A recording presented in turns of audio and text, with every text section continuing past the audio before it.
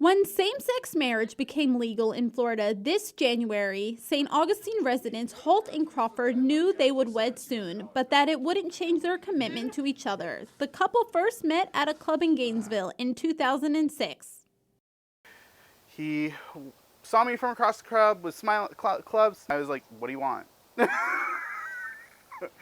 And he was like, "I think you're really cute." And I was like, "Oh, sit right down." And then we just proceeded to get along fantastically. According to the Human Rights Campaign, marrying gives couples over 1,100 rights. Holt and Crawford say it is important to be a family according to law.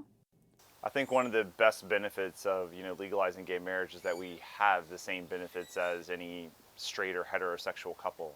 I mean, now, like I said, that Freddie and I can actually, if something were to happen and one of us were to go in the hospital, we could be with each other in those circumstances and situations. Holt and Crawford were married on February 27th at the Milltop Tavern in St. Augustine, but many of their relatives believe that homosexuality is a sin and didn't attend the celebration. I guess basically whenever I tried to invite my dad to the wedding, I called him up and he was, long story short, he straight up said, "It makes me sick to my stomach." And he keeps thinking that I'm trying to change his opinion, which I'm not trying to change him, I just want him to support me.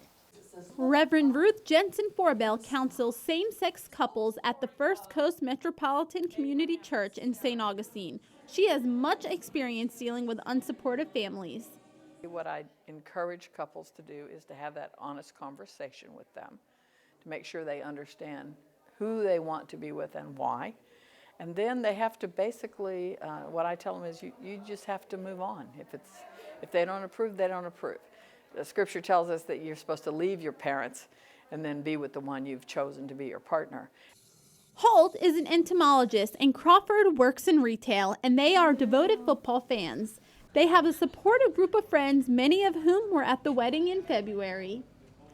Adam and Freddie's wedding was, such a great time to celebrate two loving people. It was held at one of their favorite places, the Milltop, downtown St. Augustine. It was, such a small little event with, some of their closest friends there, and that's what makes it all the more special. It's not a matter of having a lot of people there, it's just a matter of having the people that matter.